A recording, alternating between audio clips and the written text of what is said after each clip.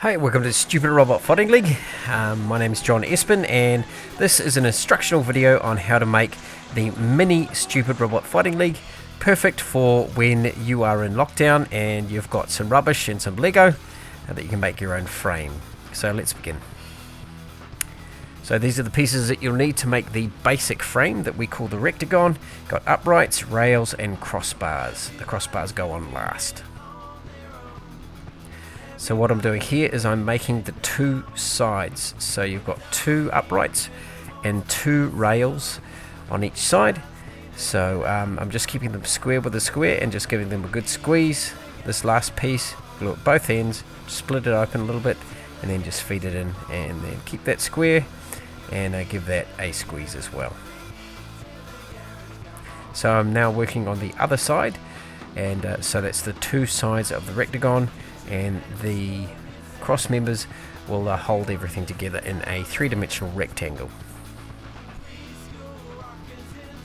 So now what I'm doing is I've got the two sides there, and I've got the one cross bar in the middle, and so I'll just dab some glue on there and dab the other side, and then just check both sides are square. Now I've spun it round, and I'm doing the same thing on the other side.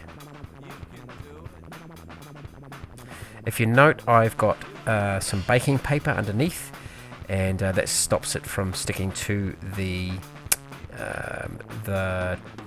table or the cutting board underneath there. One thing to note is that the table I'm working on is not flat. It's an adze table, so I needed a flat surface, so that's why I'm using the chopping board. So I'm putting the last cross member in now. Notice I'm not checking it for square. Okay, what I'm doing now is I'm making the rails that the stupid robots roll back and forth on. You'll see it at the end. But these wooden spoons are being used as popsicle sticks, as spacers. You'll see in a minute. I'm gluing the two sections together, and I'll get the other two sections, glue those together, trying to burn with fingers, of course. And so what it's doing is it's giving me a uniform gap between these two pieces of wood. They're also acting as a stopper at the end. You'll see in a moment what they do.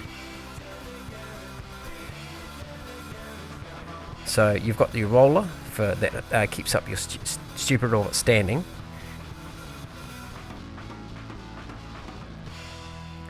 So this is a demonstration of how the bits are made for the finger grips for the poles, and how I mounted the different stupid robot parts with string in between to give them flexibility.